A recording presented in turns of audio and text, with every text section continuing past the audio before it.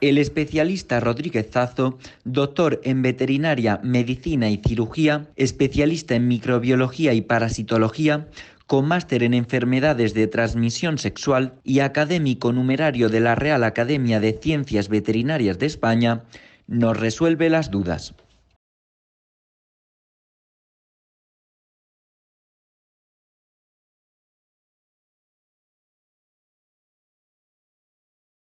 Pues la limitación es pues, a la falta de, o sea, la inseguridad de uno con el otro y los dos con el virus. Con el virus el miedo y entre personas la inseguridad, la falta de confianza.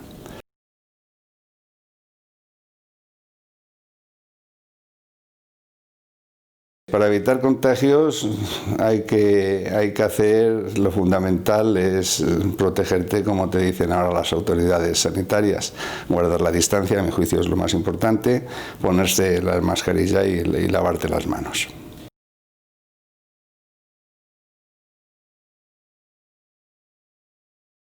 El principal motivo de contagio es el virus, ¿sabes? El virus tiene una característica que es la contagiosidad. ¿Qué es la contagiosidad? La posibilidad de transmisión de una persona a otra. Entonces, a mi juicio, la pregunta que usted me hace tiene tres respuestas. Una relativa al virus, otra relativa a los dirigentes y otra relativa a las personas. Con respecto al virus, que duda cabe de que es un agente que se caracteriza por, ya lo he dicho, por la contagiosidad y por la letalidad en gente que es mayor, ¿sabes? La letalidad es la capacidad de provocar la muerte. En cuanto a la responsabilidad del gobierno, a mi juicio la tiene primero porque ha despreciado al virus la ha infravalorado, no le ha dado importancia. La prueba es que el responsable que sale a darnos las explicaciones diarias, el doctor Simón, pues dijo en su día que con 1 o 2 casos, que es lo más que podría haber en España. Eso es una aberración epidemiológica. Una persona, se admite que un germen es contagioso, ya por el mero hecho de decir que es contagioso, ya se presupone que pasa de una persona a otra, de esa persona a otra, de esa persona a otra. La prueba es que en 2 casos decía y ahora ya admiten ellos que hay más de 500.000. O sea que la contagiosidad ha sido una falta de respeto al virus, entre comillas, falta de respeto. Una palabra no se la ha tenido en cuenta. Otro fallo garrafal, a mi juicio, ha sido la tardanza en empezar a tomar medidas. Eso fue, ahí cada día que pasara, el crecimiento exponencial de los contagios era muchísimo. Y luego después pues venía ya derivada de eso la falta de gestión. Una falta de gestión que se ha fomentado, se ha manifestado en los hospitales, donde la gente sanitaria no ha tenido alguna protección adecuada.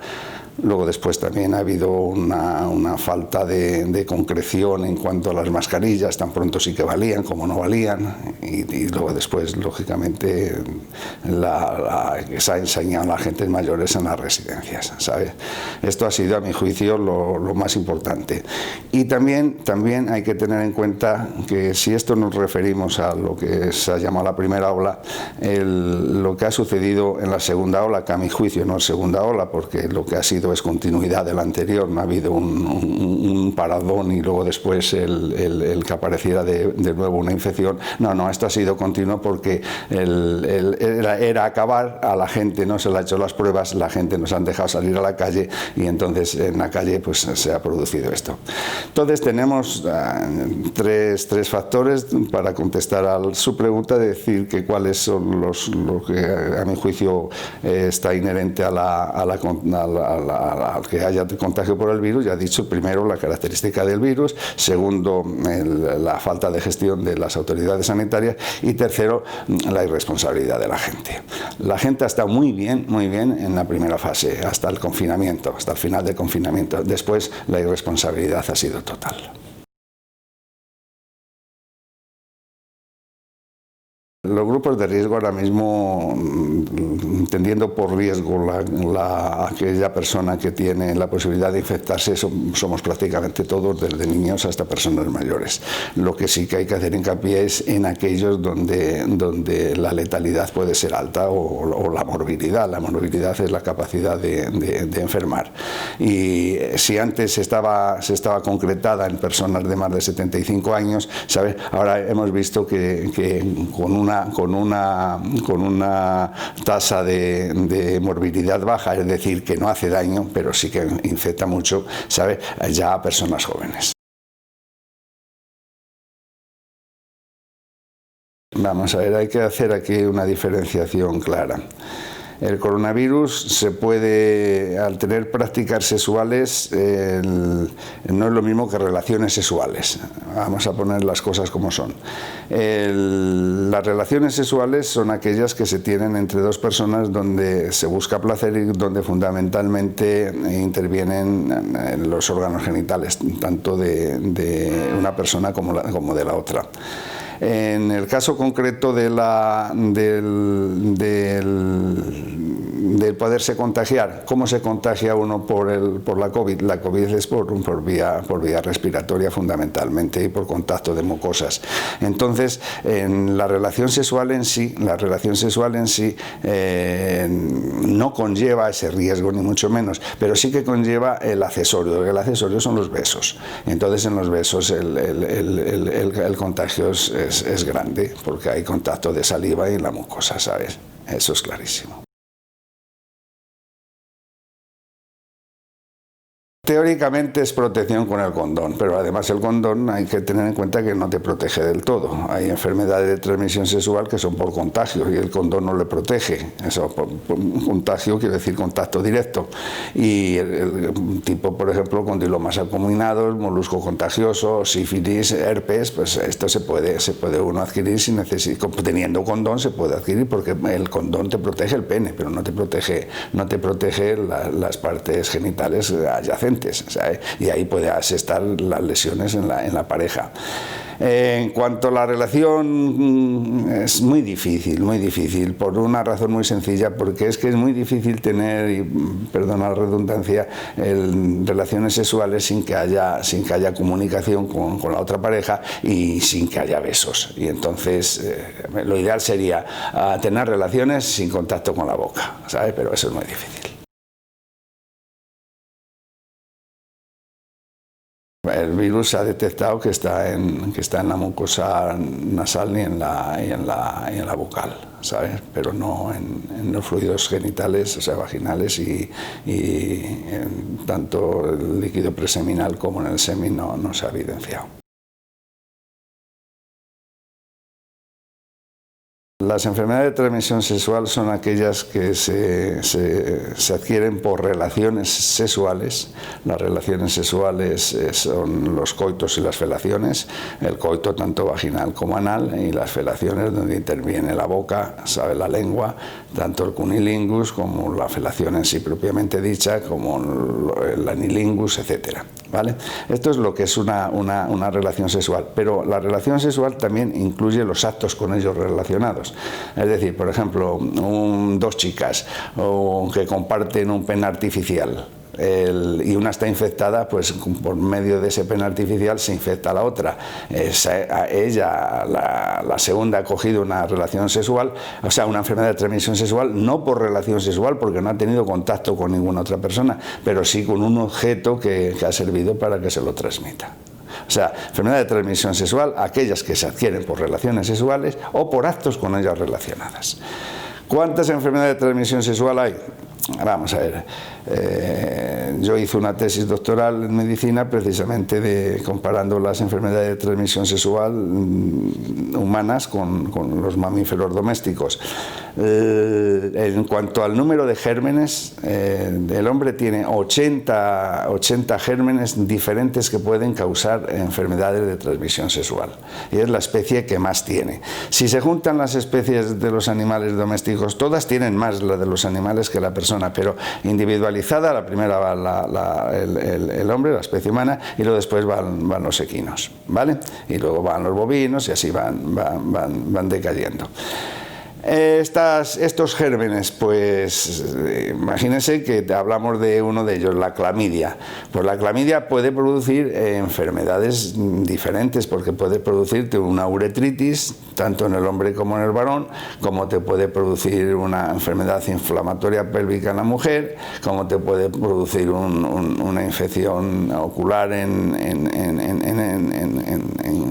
un paciente, normalmente en niños, ¿sabes? Y muchas enfermedades, una misma bacteria puede tener muchas localizaciones, tanto en hombre como en mujer. Si multiplicamos los gérmenes estos por las localizaciones, pues nos sale un número altísimo. Pero bueno, vamos a tener en cuenta una cuestión fundamental, que la enfermedad de transmisión sexual no son exclusivamente por el hecho de que se transmiten sexualmente, sino que hay que tener en cuenta las circunstancias. Por ejemplo, una enfermedad de transmisión sexual no se puede considerar, por ejemplo, a un estreptococo, ¿sabes? Porque se haya dado una sola vez, ¿sabes? ¿Por qué? Porque el estreptococo, pues a lo mejor se transmite, lo más importante es que cause neumonía o que cause una afección en la garganta. Sexualmente puede darse el caso, pero es excepcional, por eso no se considera como enfermedad de transmisión sexual, aunque puede producirla.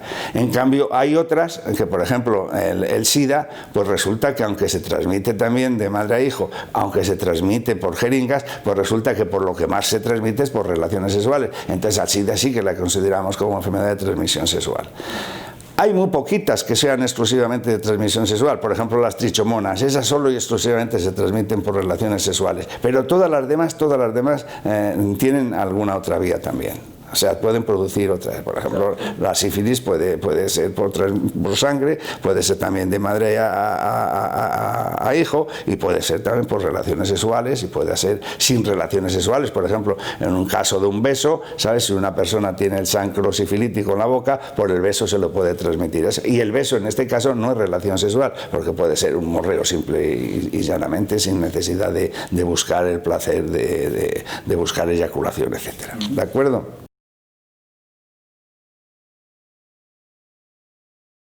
Primero, por la libertad sexual de las mujeres. Antes era un tabú, las relaciones sexuales en mi época con una era Dios y ayuda, ¿sabes? Hoy es muy fácil. Segundo, porque saben que tienen tratamiento preventivo, ¿sabes? O sea, que una persona tiene relaciones sexuales hoy y se hace el tratamiento preventivo y prácticamente es como si no hubiera tenido nada, la cubre todo. Otra cuestión está en que hay muchos viajes. Ahora la gente pues se está viajando continuamente y eso facilita la relación sexual. Y sobre todo el miedo que ha perdido el miedo al SIDA con la aparición de los antirretrovirales. Entonces el SIDA, que era el malo de la película, como ya ven que la gente que no se muere de SIDA, pues entonces él ya está mucho más tranquilo. Por eso la protección es ya prácticamente inexistente. Ahora mismo, como enfermedad de transmisión sexual, el COVID no se considera. Se puede transmitir, pero no en la relación sexual en sí, sino en la relación sexual emparejada a ella, como puede ser el beso. ¿De acuerdo? Hay una inconsciencia total, y una falta de información total de la gente. La gente se cree que por ejemplo, que por felaciones no se transmite ninguna enfermedad de transmisión sexual, y eso es una aberración. Me acuerdo cuando hicieron la campaña del SIDA con el preservativo, póntelo y pónselo, solamente fue dedicada al SIDA, pero no fue dedicada al resto de las enfermedades de transmisión sexual. La gente viene aquí, además gente culta, un 80% te dicen, pero por felaciones se transmite esto, por felaciones se coge una enfermedad de transmisión sexual. Yo el 50% de las enfermedades que veo aquí, si veo 10 enfermedades, 5 son por relaciones, por sexo oral.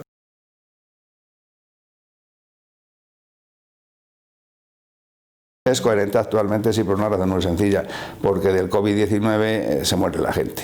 En cambio de las enfermedades de transmisión sexual, no.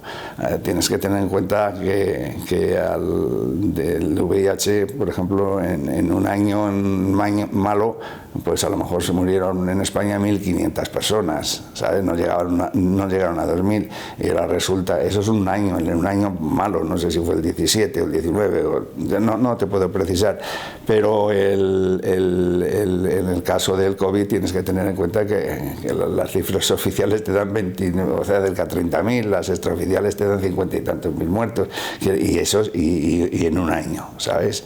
O sea, perdón, y en 6 meses. O sea, si antes el malo de la película en las enfermedades de transmisión sexual es el SIDA y te eran 1.000 y pico, y era en todo un año, esto en el caso del COVID resulta que en 6 meses tienes 50.000 personas, según las cifras estimativas. En una enfermedad transmisible hay que tener en cuenta, repito, primero la gente, y ya sabemos que es la gente, y la gente sabemos que es contagioso, la característica fundamental. Pero luego después hay que tener en cuenta lo que se llama la cadena epidemiológica, y la cadena epidemiológica tiene 3 eslabones, que es la fuente de infección, el mecanismo de transmisión y el sujeto que es susceptible. Cuando hay fallo en cualquiera de esos eslabones, ¿sabes? Hay fallo en el proceso en sí. Si falla en la fuente de infección, ¿quién es la fuente de infección? Pues es el enfermo, el que está enfermo, o el que está sano, pero sin síntomas, pero que está contagiado, que ese se llama portador. Pues si fallamos ahí, es decir, no localizamos al enfermo, o sea, no curamos al enfermo, que puede transmitir, como puede haber sido en el caso de la falta de protección de los equipos de protección individual, por eso se han infectado tantos sanitarios, o en el caso de la persona que es contagiosa pero no está clara, ¿sabes por qué? Que haya fallado el sistema de identificación por falta de hacer los checks, pues ya tenemos que en la fuente de infección tenemos el fracaso. Tenemos el fracaso en el segundo eslabón de la cadena epidemiológica, que es la fuente, el mecanismo de transmisión. El mecanismo de transmisión hemos dicho que es oral, ¿sabes? Por gotas de esto y que por vía respiratoria que te sale de la boca y de las fosas nasales. Hay que fallar por la mascarilla. Ha fallado la mascarilla, ¿por qué? Porque primero hubo dudas de que si era eficaz o no era eficaz en relación si el Ejecutivo tenía stock suficiente para dárselo a toda la gente o no lo tenía. Ahí también falló. Y luego después falló en las personas susceptibles. Las personas susceptibles, ¿cuáles eran las más susceptibles de todas? Las personas mayores, y las personas mayores tanto en residencia como los que ingresaban en la UCI. Y se encontraron precisamente por la tardanza en empezar a confinar a la gente, se encontraron desbordados. Y esas han sido las causas. Ha sido una concatenación de circunstancias muy desagradables que nos han abocado a dejar a España precisamente en el ranking de los peores.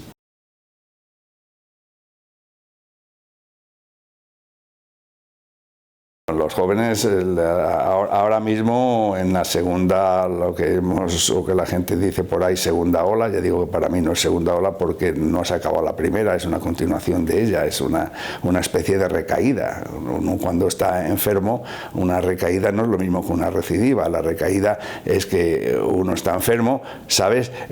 Se le han desaparecido los síntomas, pero no se le ha ido el germen y vuelve a reactivarse el germen y eso es recaer, que esto es prácticamente lo que nos ha sucedido a nosotros. La recidiva es cuando tú te has curado y luego después te vuelves a infectar de nuevo. En este caso no nos hemos vuelto a infectar de nuevo. En este caso es que hemos salido de nuestras casas gente enferma, o sea, portadora pero sin síntomas, que es el portador. Y entonces él se ha contagiado.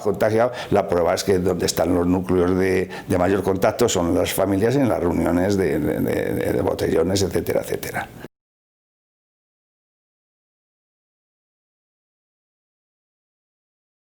Vamos a ver, primero, la enfermedad de transmisión sexual tiene tratamiento preventivo.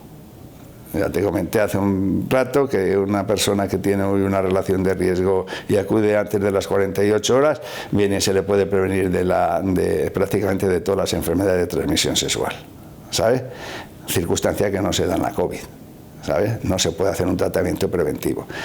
Segundo, sí se parecen en cuanto a la protección mascarilla-condón. Te pones mascarilla, efectivamente te evita el contagio, no totalmente, pero te lo evita en un altísimo porcentaje, por eso la conveniencia de llevarla. El condón, pues qué duda cabe que te evita un montón de enfermedades de transmisión sexual, pero no todas, ¿sabes? Y luego después está una cosa que es importante, que es en cuanto al contacto. En una relación sexual es imposible evitar el contacto, porque si no hay el contacto físico no hay relación sexual. En cambio en la COVID sí se puede evitar diciendo, oye, los 2 metros de distancia.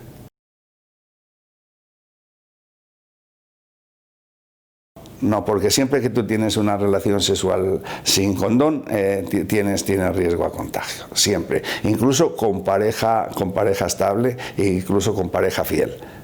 Por ejemplo, en el caso de las mujeres es muy frecuente que ellas tengan candidiasis vaginal y vulvar sin tener relaciones sexuales. En cambio tienen relaciones sexuales y se las puede pegar a una persona.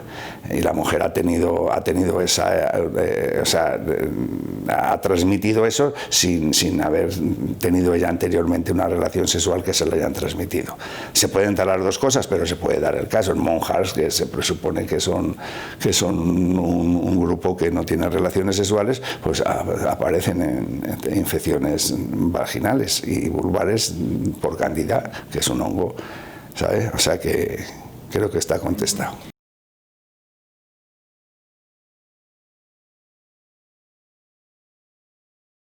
Es muy difícil, es una utopía, porque cualquiera que hemos tenido relaciones sexuales puede decir cuántas veces si ha tenido 1 o 10 relaciones sexuales, cuántas veces no ha intervenido en un beso, pues prácticamente ninguna.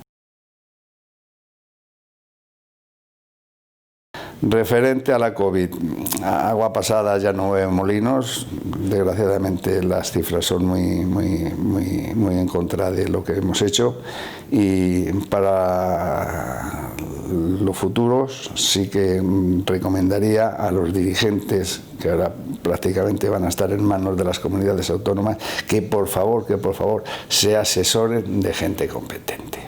Esto no puede estar en manos de un político, tiene que estar en manos de científicos. La cuestión política es aparte. Y aquí tienes que ir a por catedráticos, a por especialistas, a por doctores, a por académicos, gente que esté preparada.